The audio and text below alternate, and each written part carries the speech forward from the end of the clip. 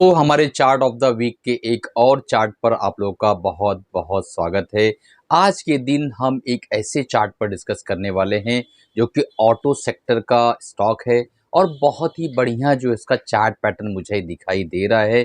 तो मैंने सोचा क्यों ना हमारे जो है व्यूवर्स को और हमारे सब्सक्राइबर्स को उस चार्ट के बारे में इन्फॉर्म किया जाए, उस चार्ट के बारे में बताया जाए। तो हम अभी चलने वाले हैं स्क्रीन पर और देखने वाले हैं complete analysis, technical and fundamental उस चार्ट के बारे में। और चार्ट ऑफ द वीक जैसा आपको पता है कि ये जो है 6 महीने से लेके 1.5 साल की अवधि के लिए हम स्टडी करते हैं। तो जिसके पास 6 महीने से 1.5 साल का समय हो, वो इस चार्ट से जो है फ़ायदा उठा सकता है, इस चार्ट को देख सकता है और इस चार्ट के अंदर बहुत ढेर सारी लर्निंग है।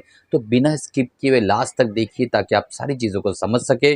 दोस्तों इससे पहले वीडियो शुरू करूँ, अगर आप बिगिनर से नए हैं, चैनल को अभी तक सब्सक्राइब नहीं किया तो तुरंत सब्सक्राइब कर लीजिए, बेल बटन दबा दीजिए ताकि जब भी नए वीडियोस डालें आपके मोबाइल तक पहुंच सके और आप उससे तुरंत फ़ायदा उठा सके। दोस्तों अगर आपको एमएसएम बुलेटिन का कोर्स करना है तो नीचे डिस्क्रिप्शन में लिंक है।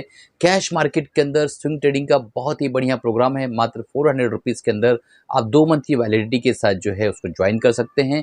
मैं क्या ट्रेड ले रहा हूँ, कैसे ले रहा हूँ, सारी चीज़ों को मैं वहाँ पे लर्निंग पर्पज़ से वीडियो फॉर्मेट में बताता हूँ और डे बाय डे आप धीरे धीरे एक प्रो ट्रेडर की तरह इवॉल्व हो जाएंगे और सारी चीज़ों को समझ पाएंगे। तो चलते हैं स्क्रीन पर और देखने की कोशिश करते हैं आज का चार्ट ऑफ द वीक। दोस्तों आगे बढ़ने से पहले मैं आपको बताना चाहूंगा कि हमारे जो कोर्सेस है उसकी रेंज है, आप देख सकते हैं। जब हमारे ऐप पे जाएंगे नीचे डिस्क्रिप्शन में उसका लिंक है, आप देख लीजिए जाकर।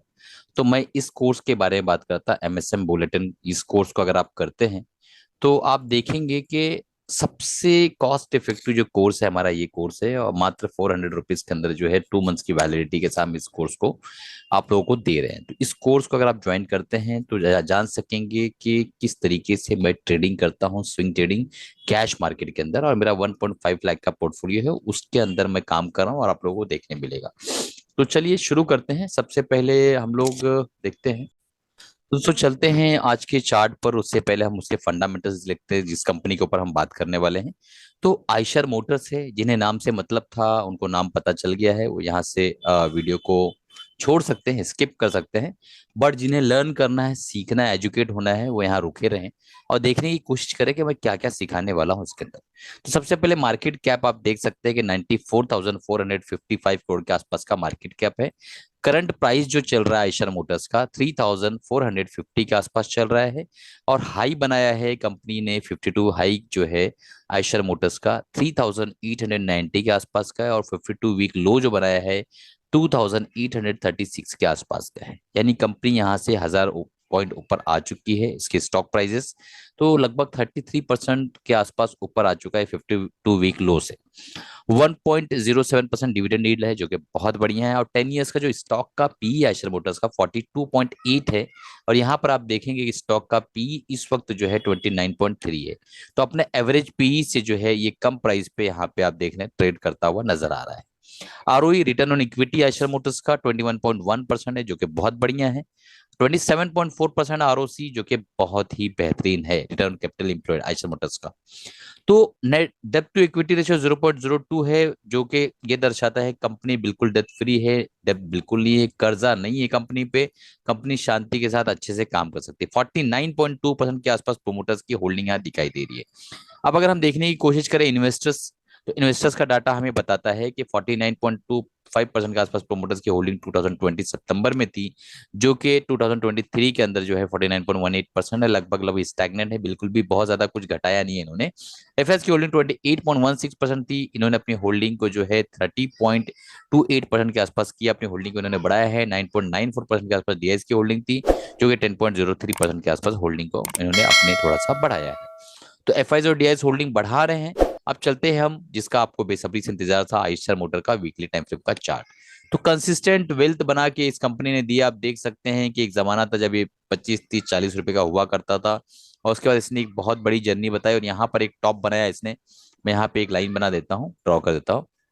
इसने इस लेवल पे एक टॉप बनाया 33 के आसपास। और वो दौर था 2017 2017 के आसपास, ये 33 के आसपास इस लेवल पे जो है आप देख सकते हैं कि इसने एक टॉप बनाया था। और उसके बाद इसके अंदर एक लोअर लो के आसपास आप देखेंगे कंटिन्यू करेक्शन आई और यहाँ पर कोरोना के टाइम फ्रेम में इसने एक लो बनाया 1270 के आसपास का। यानी आप यहाँ ये देखिए कि 3000 का स्टॉक जो है लगभग 60 से 70% गिरा और उसके बाद वापस से हायर हाई बनाता हुआ और ब्रेकआउट करके चला गया। आप शायद हमारे पुराने फॉलोअर तो आपको पता होगा कि यहाँ पे मैंने जो है बताया था कि हेड एंड शोल्डर पैटर्न बन रहा है और ये पैटर्न यहाँ से ब्रेक होगा तो हमें इसको ट्रेड लेना है, ठीक है। और सबसे पहले हमने इसको इस ट्रेंड लाइन पे भी स्पॉट करवाया था आप लोगों को। शायद आप लोग अगर पुराने व्यूअर्स आपको पता होगा कि मैंने इस ट्रेंड लाइन पे ब्रेकआउट पे भी आपको ये बताया था। उसके बाद जो है इन्वर्टेड हेड एंड शोल्डर बताया था और उसके ब्रेकआउट के बाद इसने जो है रिटेस्ट किया, अगेन डीप रिटेस्ट किया, इस लेवल को रिटेस्ट किया और उसके बाद यहाँ से वापस गया और फिर से जब ये नीचे की तरफ करेक्शन करके आया है तो यही वो लेवल है जहां पे इसने जो है कई मर्तबा जो है रेजिस्टेंस और सपोर्ट लिया, इसी जगह पे कंटिन्यू घूम रहा है काफी दिनों से। अब हम इस सारा पार्ट को हटा देते हैं और देखने की कोशिश करते हैं इस पार्ट को। इस पार्ट पे आप देख सकेंगे कि ये वो जोन है, मैं आपको बता देता हूं, ये जोन है जहां पे ये फंसा हुआ है बहुत दिनों से, ठीक है।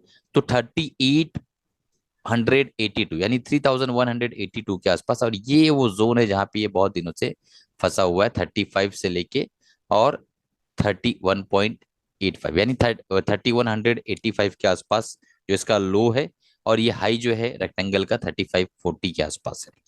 तो ये जो है 400-500 के बीच में अटका हुआ है, ठीक है।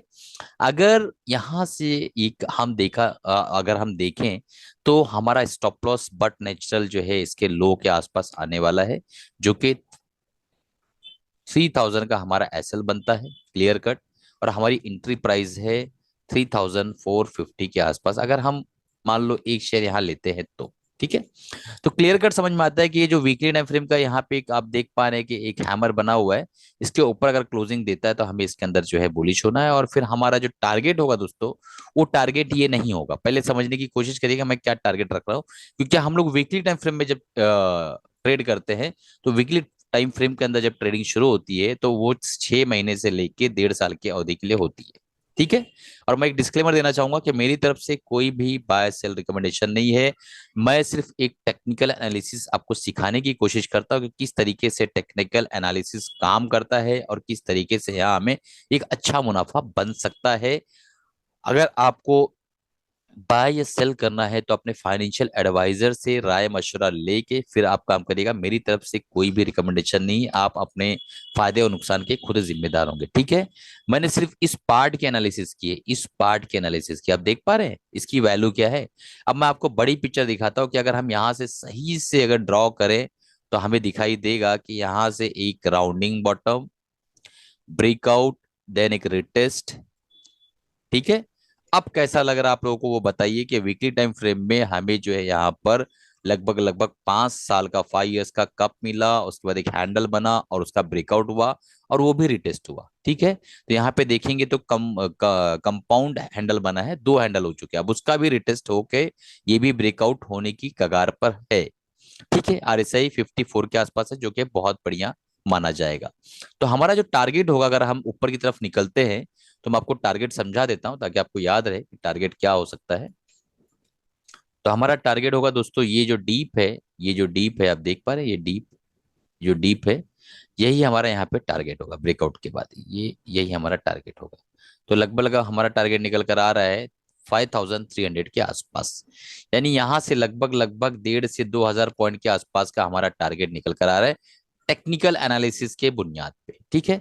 अब इसको हम हासिल कैसे करेंगे, यानी इतना बड़ा टारगेट है, क्या इसको हम अचीव कर पाएंगे। यहाँ से हम जो है ये 56% के आसपास का टारगेट निकल कर आ रहा है, इसको हम कैसे अचीव करेंगे, क्योंकि यूजुअली तो हम डर जाते हैं और भाग जाते हैं। तो उसका अचीव करने का सिंपल तरीका है जो मैं अपनाता हूँ, आपको यहाँ से अगर मान लो इसने ब्रेकआउट दिया तो इस कैंडल के लो के नीचे स्टॉप लॉस लेते हुए चलना है, ठीक है। इस कैंडल के लो के नीचे, ये वीकली कैंडल की बात कर रहा हूं मैं, ठीक है। कुछ बीच में रेड कैंडल भी बनेंगे, कोई बात नहीं, बनने दीजिए।